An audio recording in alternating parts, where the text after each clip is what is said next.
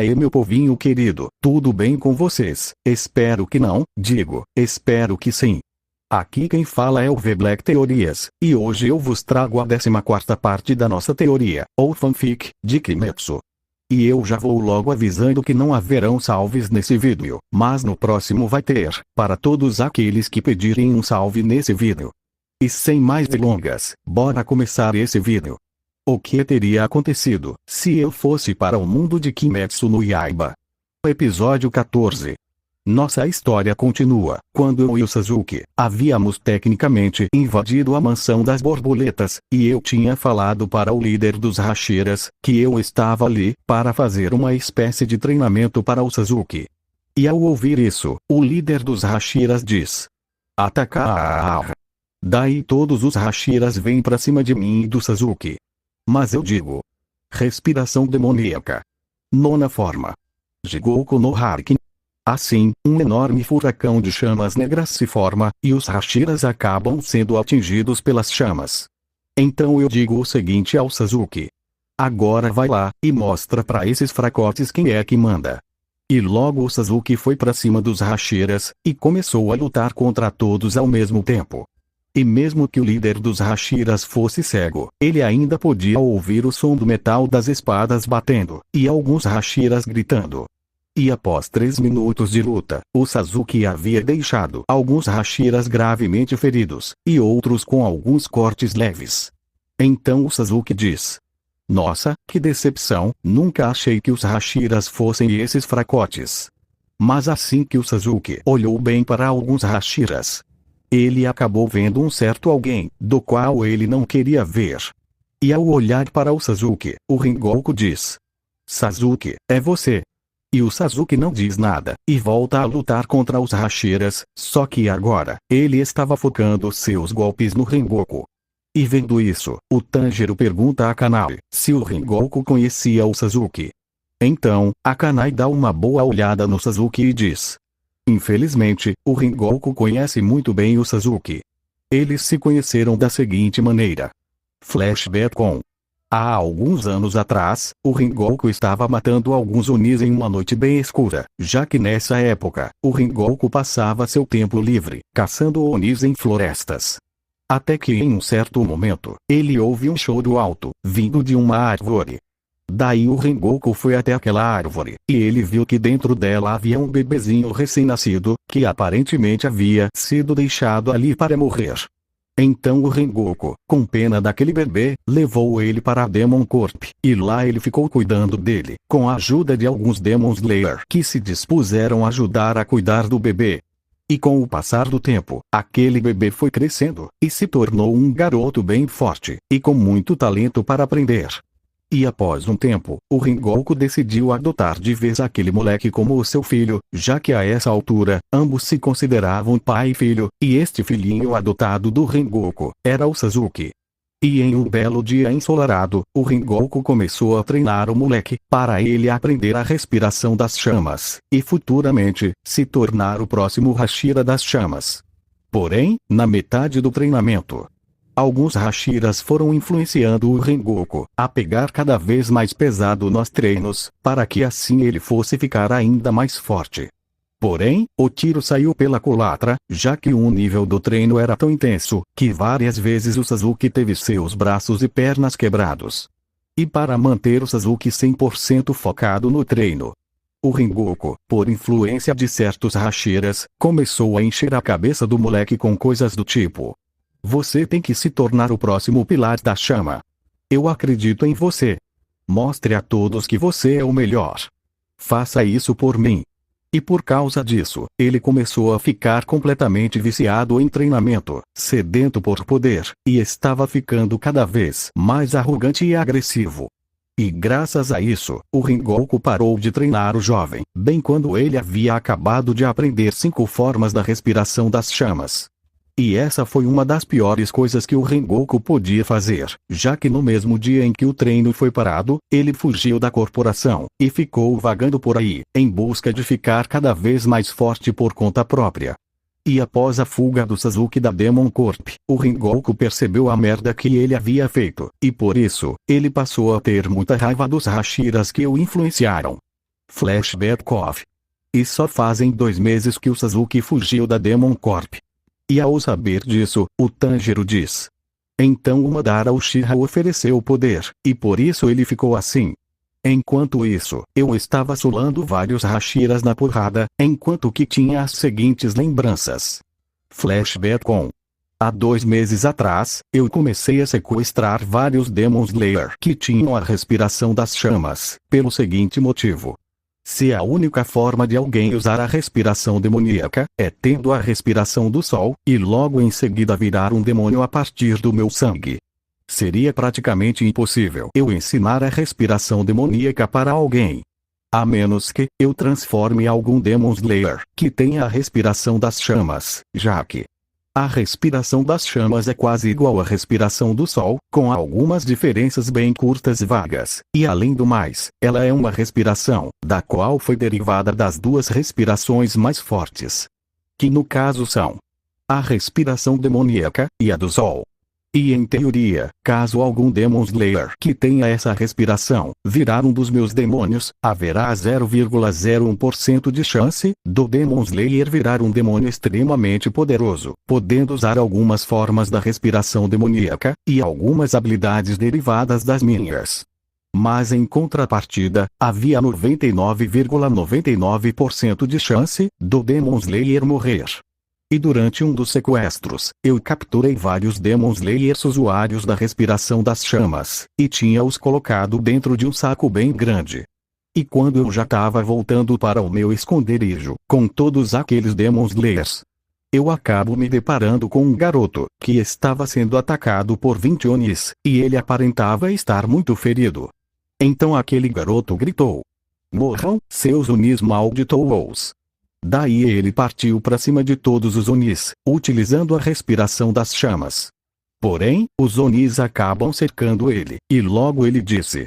Eu faria qualquer coisa para continuar vivo. E ouvindo isso, eu chego perto dos Onis e digo. Precisa de uma mãozinha aí, meu jovem. E ao olhar para mim, todos na hora me reconhecem, e os Onis quase se cagam de tanto medo. E logo aquele garoto diz. Madara Uchiha. Em carne, osso e maldade. Então eu faço a seguinte pergunta.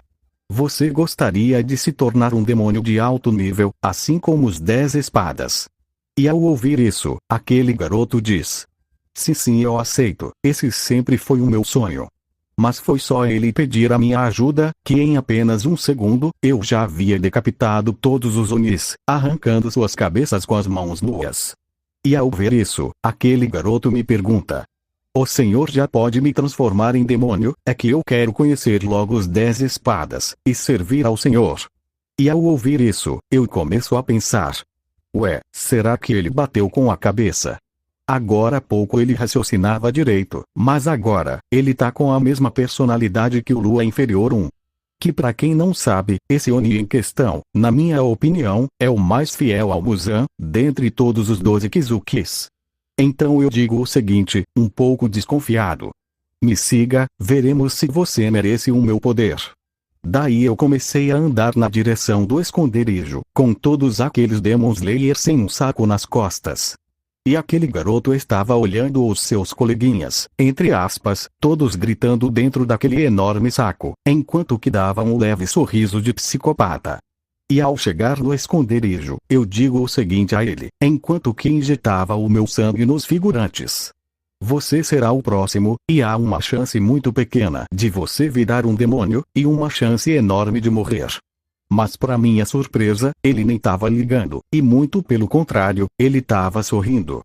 E após alguns minutos, os figurantes começam a explodir, e o garoto estava dando um sorriso cada vez maior, enquanto que me olhava com um olhar de psicopata.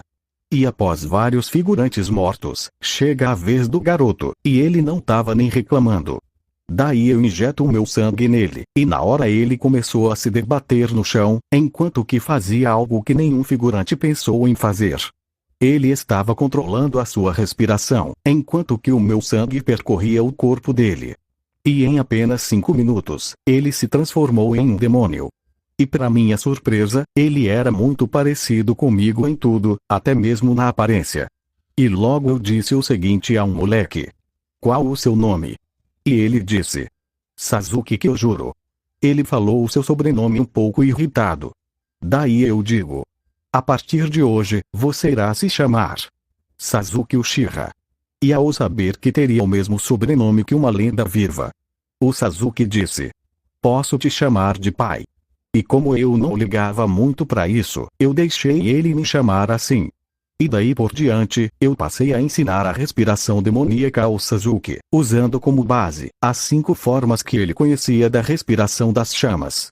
E apenas em 2 meses, o Sasuke já estava extremamente forte e rápido, podendo já derrotar um clone de névoa meu. Flashback off. Após alguns minutos lutando contra os Hashiras, eu digo o seguinte: já chega de treino por hoje, Sasuke. Vamos devorar algumas pessoas por aí. Então o Sasuke diz o seguinte: antes de ir, eu vou dar uma coisinha ao meu ex-pai. E nessa hora, o Sasuke faz um corte bem profundo no peito do Rengoku, do qual rasga o seu casaco, enquanto dizia: eu sei que você não fazia aquilo por mal. Mas, você bem que podia ter pensado melhor, antes de encher a minha cabeça com aquelas bobagens. E assim que o Sasuke falou isso, o Rengoku derrama uma lágrima, e logo o Sasuke vem pra perto de mim. Daí eu falo: treinem mais pesado, se um dia quiserem derrotar pelo menos o Sasuke. Então eu e o Sasuke desaparecemos na floresta, que ficava atrás da mansão das borboletas. E logo o chefe dos Hashiras diz: eu não preciso nem enxergar para saber o que aconteceu aqui. O Madara assolou todos vocês na porrada, de uma maneira humilhante. Pois bem, a partir de hoje, todos os Hashiras, juntamente com os demais Demon Slayer, terão que treinar intensamente, para podermos derrotar o Madara e seus subordinados. E após ele falar isso, a Kanai vai até os Hashiras, e começa a tratar dos ferimentos deles. E depois desse dia, o Tanjiro saiu da mansão das borboletas, e foi em direção à sua próxima missão. E tudo ocorre como na história original, com uma pequena diferença. Quando ele sentiu o cheiro do Muzan naquela cidade, ele não foi atrás dele, já que por mais que o cheiro fosse parecido com o meu, o Tanjiro não queria nada com o Muzan. Porém, mesmo assim ele iria se encontrar com a senhora Tamayo, e a mesma diria o seguinte ao Tanjiro: Tanjiro, eu acho que não foi o Madara que transformou a sua irmã em demônio, pois, se fosse ele, a sua irmã seria praticamente imune ao sol, e seria extremamente forte, podendo bater de frente com o Lua Superior.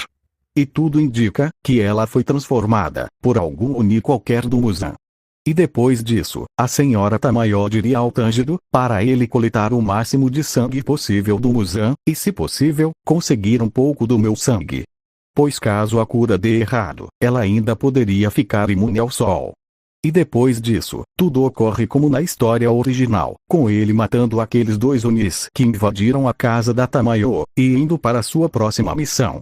E no caminho, ele acaba conhecendo o Zenitsu, e mais pra frente, conhecendo o Inosuke e matando o antigo Lua Inferior 12.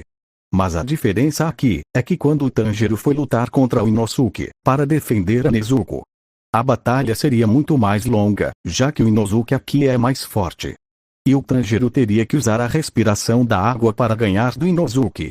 E após isso, eles saíram dali, e foram em direção à próxima missão, que seria aquela do episódio 16 ou 17. E quando eles entraram naquela floresta escura cheia de aranhas, uma figura misteriosa começou a seguir eles floresta adentro.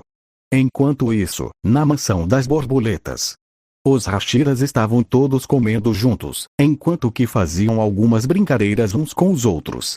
Já o Rengoku, ele estava quieto em um canto, sem comer nada, enquanto que lembrava de seus bons momentos com Sasuke.